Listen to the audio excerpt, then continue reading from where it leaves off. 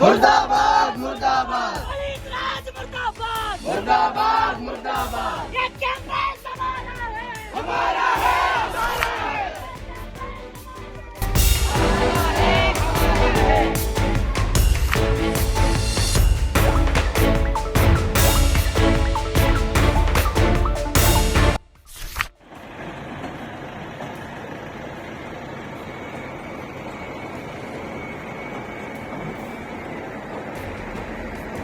Welcome to BRK news. నేను తరుణి.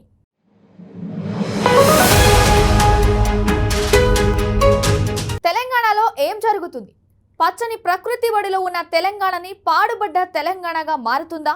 అసలు ముఖ్యమంత్రి రేవంత్ రెడ్డి ఆలోచన విధానం ఏంటి? ఒకవైపు ప్రకృతిని కాపాడామంటూనే మరోవైపు పచ్చని ప్రకృతి జేసీబీలతో విధ్వంసం చేస్తున్నారు. ఇందిరమ్మ రాజ్యంలో విధ్వంస రాజ్యం నడుస్తుందా? అప్పుడు వికారాబాద్ దామగుండెం, నేడు కంచ గచ్చిబౌలి 400 ఎకరాల భూములు.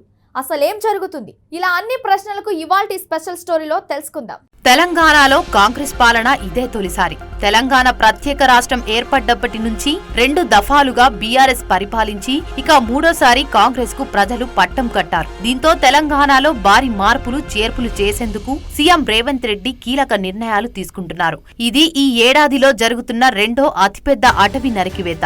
మొన్నే వికారాబాద్ లోని దామగండం అడవిని రాడర్ స్టేషన్ కి ఇచ్చి ఓ మూర్ఖపు చర్చ చేశారు. ఇక ఇప్పుడు కంచ గచ్చిబౌలి అడవిపై కూడా ఆయన కన్నుపడింది. దీంతో గచ్చిబౌలిలో ఉన్న దాదాపు 400 హెచ్సియు ఎకరాల భూమిని ప్రైవేట్ చేసేందుకు రేవంత్ సర్కార్ పూనుకుంది. దీంతో ఆ భూములను కాపాడుకోవడానికి స్వయంగా ఎస్సీయు విద్యార్థులు ముందుకొచ్చారు. ఇక హెచ్సియు భూములకు చాలా చరిత్ర ఉంది. అవును, నిజంగానే హెచ్సియులో 2 తెలుగు రాష్ట్రాల్లో 2 అతిపెద్ద ఉద్యమాలు, వందల ప్రాణత్యాగాలకు పురుడు పోసుకున్నది. హైదరాబాద్ సెంట్రల్ యూనివర్సిటీ హెచ్సియు భూములకు సంబంధించిన వ్యవహారం తెలంగాణలో మరోసారి చర్చనీయాంశంగా మారింది.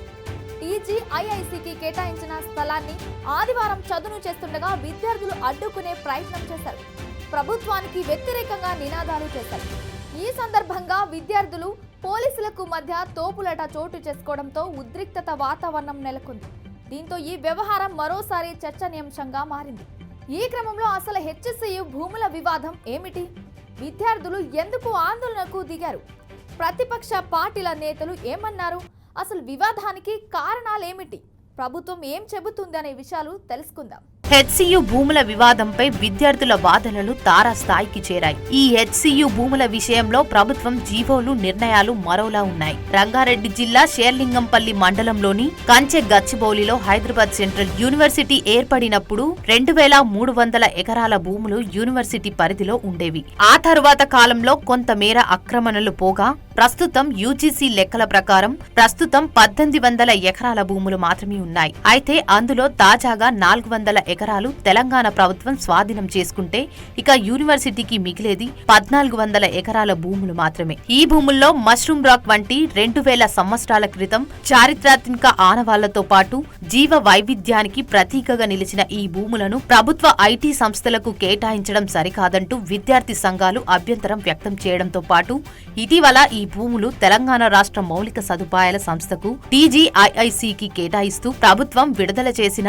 జీవోను రద్దు చేయాలంటూ డిమాండ్ చేస్తున్నారు యూనివర్సిటీ విద్యార్థులు. హెచ్సియు వద్ద 400 ఎకరాల భూ వ్యవహారంపై తాజాగా రేవంత్ సర్కార్ స్పందించింది. 400 ఎకరాల భూమి ప్రభుత్వానిదేనని, ప్రాజెక్టుల్లో సెంట్రల్ యూనివర్సిటీ భూమి లేదని చెప్పింది. ఆ భూమి యజమాని తామేనని న్యాయస్థానం ద్వారా తెలంగాణ ప్రభుత్వం నిరూపించుకుందని, ప్రైవేట్ సంస్థకు 21 ఏళ్ల క్రితం కేటాయించిన భూమిని న్యాయ పోరాటం ద్వారా ప్రభుత్వం దక్కించుకుందని తెలిపింది. వేలం, అభివృద్ధి పనులు అక్కడ ఉన్న రాళ్లను దెబ్బతీయవు. అభివృద్ధికి ఇచ్చిన భూమిలో చెరువు లేక్ లేదు. సర్వేలో ఒక అంకులం భూమి కూడా హెచ్సియుది కాదని తేలిందని ప్రభుత్వం క్లారిటీ ఇచ్చింది. విద్యార్థులను కొందరు తప్పుదోవ పట్టిస్తున్నారంటూ ప్రభుత్వం చెప్పుకొచ్చింది.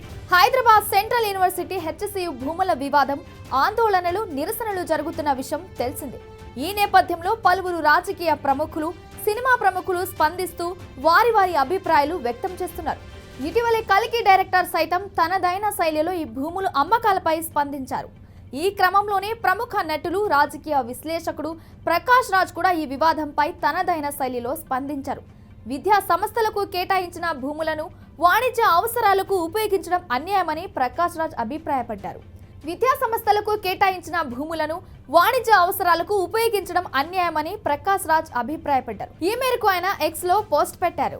హెచ్సియు పరిధిలో ఉన్న 400 ఎకరాల భూములను ఇతర ప్రయోజనాల కోసం వినియోగించాలన్న రేవంత్ రెడ్డి సర్కార్ నిర్ణయంపై సర్వాత్ర వ్యతిరేకత వ్యక్తమవుతోంది. విద్యార్థులు, మేధావులు, పౌర సమాజం, రాజకీయ పార్టీలు దీనిపై ఆగ్రహం వ్యక్తం చేస్తున్నాయి. గత ప్రభుత్వం హరితహారం పేరుతో చెట్లను పెంచుతుంటే ఈ ప్రభుత్వం మాత్రం ప్రగతి పేరుతో ఉన్న పచ్చదనంను పాడు చేస్తుంది.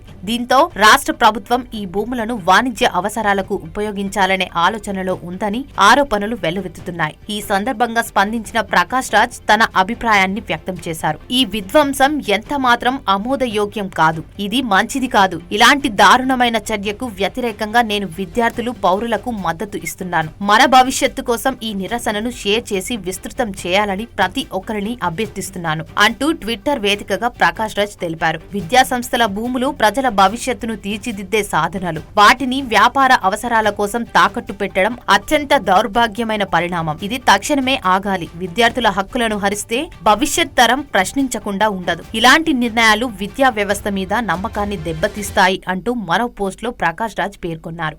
ఇలాంటి మరిన్ని న్యూస్ అప్డేట్ కోసం బీఆర్కే న్యూస్ తెలుగుడి సత్తా ఛానల్ ని సబ్స్క్రైబ్ చేయండి.